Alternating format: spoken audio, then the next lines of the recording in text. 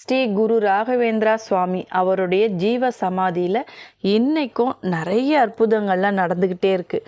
தொடர்ந்து ஒரு 3 வீடியோவாக நம்ம அதை பார்த்துருக்கோம். இதில் 2வது வீடியோவில் பர்சனலாக எனக்கு நடந்த அனுபவத்தை பற்றி நான் ஷேர் பண்ணியிருப்பேன்.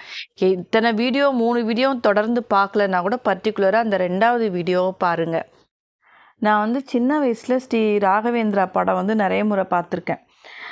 அதில் பார்த்திங்கன்னா ஆற்றுல வெள்ளப்பெருக்கு வர மாதிரி இருக்கும். அது அவர் டெல்லி கணேஷ் சார் அதை கடக்கணும் அப்படின்னு சொல்லி சாமியை வேண்டும் பொழுது அவரை தரிசனம் பண்ணணுன்றதுக்காக அந்த ஆறு விலகி வழிவிடும். அது பார்க்கும் போதெல்லாம் ரொம்ப இப்படிலாம் நடக்குது அப்படின்னு சொல்லி ரொம்ப ஆச்சரியமாக பார்த்துருக்கேன்.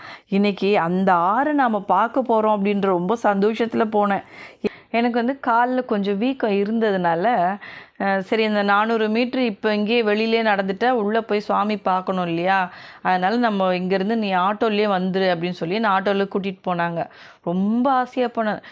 நதி நிறைய தண்ணி போக போகுது, அதில் இறங்கி கை கால்லாம் கழுவ போகிறோம் அப்படின்னு சொல்லி ரொம்ப ஆசையாக போனால் இங்கே பாருங்கள் ஃபுல்லாக மலை பாறை தான். இந்த மலை பாறையிலேயே ஆட்டோக்கார் வண்டியை ஓட்டி கிட்ட கொண்டு போய் நிறுத்துகிறேன், இவங்க என்னால் நடக்க முடியல அதனால் நான் கிட்ட கொண்டு போய் நிறுத்துறேன்னு சொல்லிட்டு இந்த பாறை மேலேயே ஆட்டோ ஓட்டி கொண்டு வந்துட்டார் கிட்ட. ஆனால் அதுக்கு மேலே பார்த்தீங்கன்னா இன்னும் பெரிய பெரிய பாறை, அந்த ஆறு முழுக்க வெறும் பாறையாகவே இருந்தது.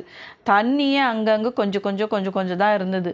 இதில் போய் நான் என்ன பண்ண முடியும், இவ்வளோ பாறையும் கடந்து அங்கே போனோமே அப்படின்னு சொல்லி சரி வேண்டாம் இப்படி ரிட்டன் மறுபடியும் கோயில் வாசலுக்கே வந்தாச்சு. அதுக்கு முன்னாடி என் பையன் போயிட்டு அங்கே கொஞ்சம் வீடியோலாம் எடுத்துகிட்டு வந்தான். அது எப்படி இருக்குன்னு நீங்களே பாருங்கள். தண்ணியும் ஒரு மாதிரி மாசுபட்ட மாதிரி இருந்திருக்கு. தண்ணி இருக்கிற அந்த கொஞ்சம் தண்ணியில் கூட அவ்வளோ குப்பை, பிளாஸ்டிக்ஸ் எவ்வளோ, பேப்பர்ஸு, பாட்டில்ஸு இப்படி எல்லாத்தையும் யூஸ் பண்ணிவிட்டு தூக்கி போட்டிருக்காங்க. அப்புறம் இருக்கிற அந்த கொஞ்சம் நெஞ்ச தண்ணி கூட நம்மளால் சுத்தமாக வச்சுக்க முடியல. எந்த இடத்துக்கு போனாலுமே அப்படி தான் இருக்குது.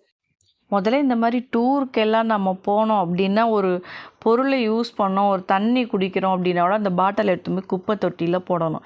எல்லா இடத்துலையும் குப்பை தொட்டின்னு ஒன்று இருக்குது, கண்டிப்பாக இருக்குது. நீங்கள் அது குப்பை தொட்டி பக்கத்தில் இல்லைன்னா கையில் வச்சுக்கோங்க. எங்கே குப்பை தொட்டி பார்க்குறீங்களோ அந்த இடத்துல கொண்டு போய் அதில் போட்டுருங்க. இப்போ தேவையில்லாமல் இந்த மாதிரி எல்லா இடத்துலையும் போட்டு எவ்வளோ குப்பையை பாருங்கள்.